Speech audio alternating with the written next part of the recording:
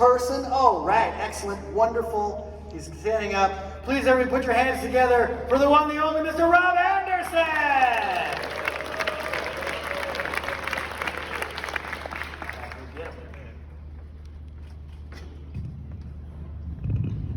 So those are some tough acts to follow. Fat Spider-Man, that's something.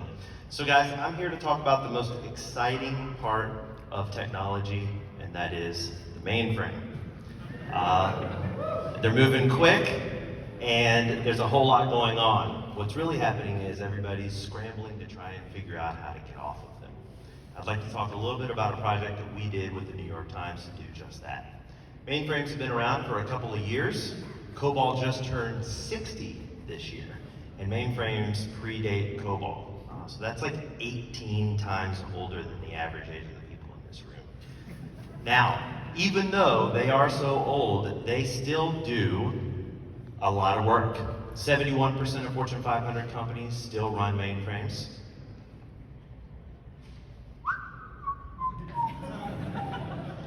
87% of credit card transactions are still done on mainframes, and there's a reason. These systems are very, very robust.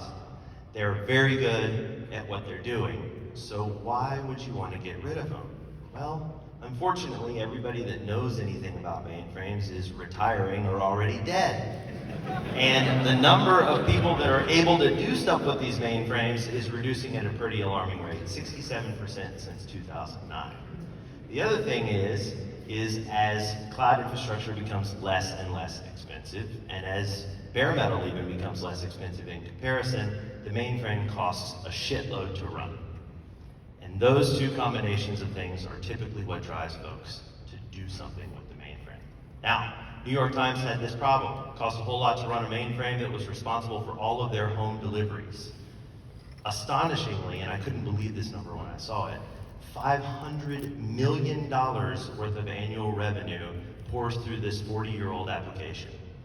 And they had to figure out a way to connect their digital business to their throwing the paper in somebody's driveway business, and this was the thing that was standing in the way. Now, this system called CIS was not only responsible for taking care of all of the subscriptions and how they got to people's houses, but it was also responsible for taking care of all of the stuff that's ancillarily, is that even a word? Connected to this stuff. It consisted of 2 million lines of COBOL. It pushed 600 batch jobs, 3,500 files a day, and consumed 3 terabytes of hot data. So it was a very small system. Now, they tried to rewrite this thing back in 2009, and like every rewrite, it absolutely failed with astonishing colors. And so they came to my company, Modern Systems, to see if they could do something from an automated perspective. So we came in and figured out a way to take them using automated tooling and our special methodology that I can't tell you anything about today to a distributed system. You can see the magic behind that up here on your screen.